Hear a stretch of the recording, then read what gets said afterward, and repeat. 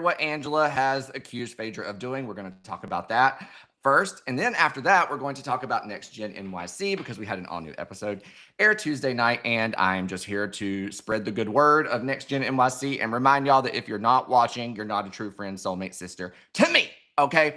And then also, it's fully Real Housewives of Orange County season. Like, I mean, I feel like promos in full swing. So we're going to talk about that and what we can expect for season 19 because it is just a couple of weeks away. So come on in, have a seat. Let's chit chat and tell me about your week. What's up? Talk to me and I will come back at the end and see what you all had to say. But first, we're heading over to Atlanta. That's what we got to talk about. And that's because our girl, Angela, which you've heard, if you've been here before, you know I love me some Angela. And I think that she's just quintessential housewife, everything a housewife should be. And she recently, like this week, like yesterday, was on Carlos King's YouTube show and his podcast, Reality with the King, and really opened up just like a lot. It was a really interesting interview. And one of the pieces that, you know, was making press and getting making its way around the interwebs was the fact that she says, Angela says she knows for a fact.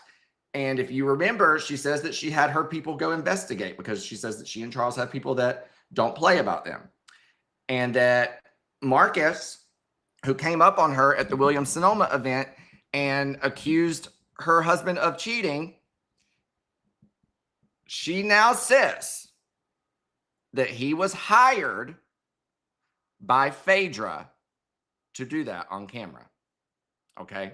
So should that be remotely true?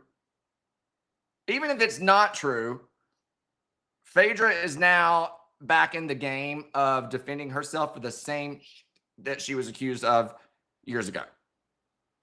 And it's like, come on.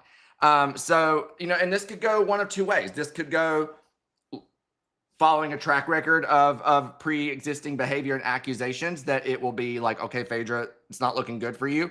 Or it could go the opposite way, where Phaedra says that's low-hanging fruit. Of course, you're going to accuse me of it. Like anybody could say that, you know. I personally was kind of shocked that it was Phaedra, allegedly. I thought that it was Britt that had put the guy up to it. So I'm really, really curious to see how this comes out at the reunion. I'm curious to see what proof Angela has, because that's a big accusation to make. And I'm not saying that I don't believe her, but I'm sure she knows this just as well. Like, you can't come with that allegation and not be able to prove it, not even within a reasonable doubt, but like just beyond you're caught. And then if that is true, I don't see how that would work fare well for Phaedra, who has already confirmed that she will be back for season 17. So very interesting. And it's interesting. It's disappointing, and disappointing in multiple ways. Like, I hate this stupid, you know, like creating these crazy storylines behind the scenes when it's like, that's not based in reality. Like, you're creating stupid stuff, you know? So it's disappointing in that regard, and also disappointing in the fact that Angela has said that they wanted her on the show for years and she never would do it. And now she's doing it. And stuff like this is what will run off a good housewife. You know, like, you want to talk about my real life and the things that maybe are tough subjects? Sure. Don't pull lies out of your tail. You know what I'm saying? So I really, really, really just hope that it's not true. But again, the moment that Angela, you know, fell under the assumption or belief that Phaedra was responsible for this and then subsequently went public with it, we have a situation on our hands, you know? And I'm curious, to me, like that, I don't know if that's something maybe that will get, you know, revealed in the finale next week. I don't know if that's something that she saves for the reunion to bring out, but definitely needs to be a major talking point at the reunion.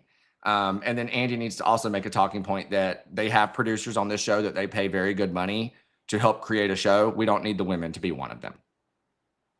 Live your life, do your thing, keep it moving. Please stop writing fairy tales over here. You know what I mean? So be sure to listen to what she had to say and let me know what you think. I hate it all the way around. I hate that it even happened in the first place. I've said before, I feel like they are bound and determined to get some rumors going for Angela's marriage this year. I don't know why, but again, Angela is everything that not only Atlanta needs, but the Bravo Housewives franchise as a whole. She is the perfect example of the type of women that we want to follow on this show. You know, like she's open, she's honest, she's funny, she's busy. Like, but, and I do feel like she is being truthful with her life for the most part, you know? And situations like this, why the hell would they ever want to sign up to do stuff like this? You know?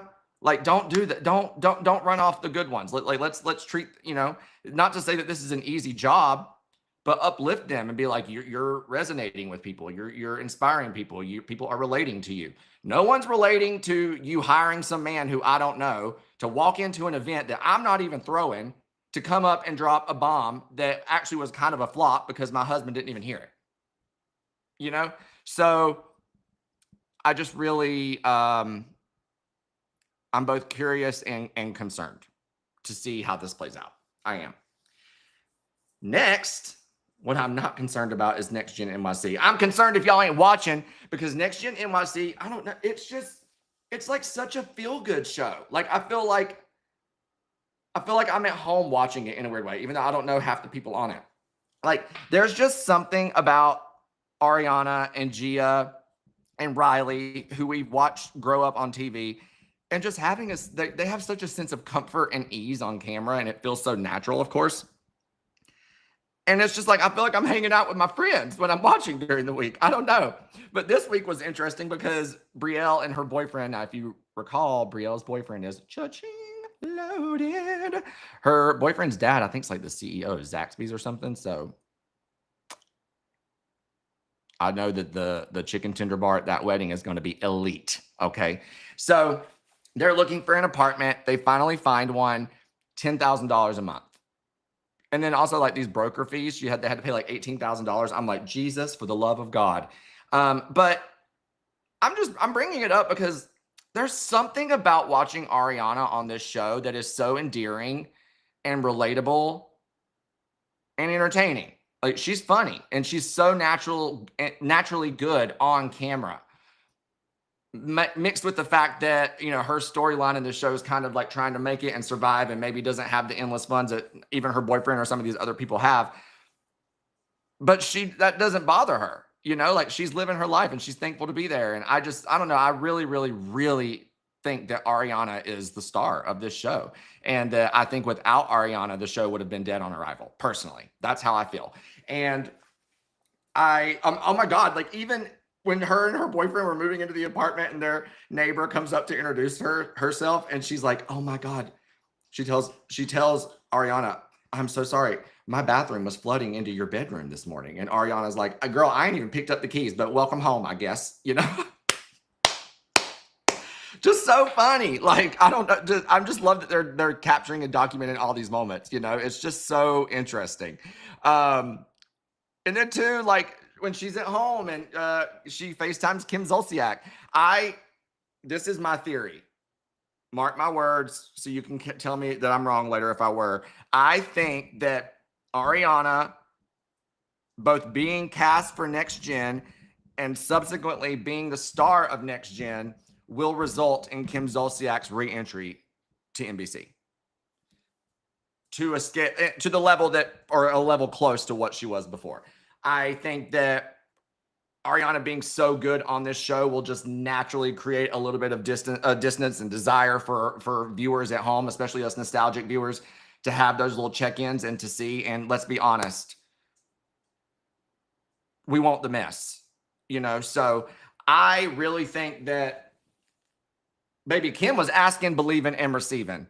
If one thing Kim gonna do, she gonna manifest, okay? And she said, I'm gonna manifest a Bravo check, be it via my routing number or Brielle's or Ariana's or damn Croy's too. We're going to figure it out. Ask, believe, receive. And baby, we are in the receiving era. So Kim needs to teach some damn manifestation courses online or on Cameo. Just manifest something for me, boo. Manifest a Bravo contract from me. Like, so, but I just think that, and as someone who's been very vocal about, our nostalgic figures and our veterans on the show, I couldn't be happier that, something, an extended spinoff and programming like this could result in the reintroduction and reminding of a veteran Bravo cast member that they'll be back in our worlds again. I really think that would be an awesome result. So I'm going to hit some of your comments really quick. Going to be a quick live today because yours truly has a call to get on. And for whatever reason, I felt like, I don't even know, trying to get on this live today. You would have thought that I was, have you seen that clip of Tamara texting like season 4? She's like banging her phone. She's like, it's not working. My phone won't work. That was me. Webcam showing, mic showing, lights on, nothing happening on the computer. So it ran into my time today. I apologize for that. But let's get to your comments. And we're going to talk about OC promo being in full swing as we do that. So the OC ladies were in LA yesterday, it seems, or somewhere in California, to do like their promo shoot for, all the social stuff. Because Bravo's really, they play a huge social rollout. They implement a huge social rollout effort for all the new shows and new seasons now. And it seems that they were doing that for OC yesterday. And like, I get so excited for stuff like this. But it makes me so sad when it comes to OC time. Number one, because Vicky's not there. And number two, it's always my birthday week. So I'm trying to enjoy my birthday era and time. And all I see is every OC lady flashing on my screen except for my favorite one. It's feeling targeted. Just want to put it out there.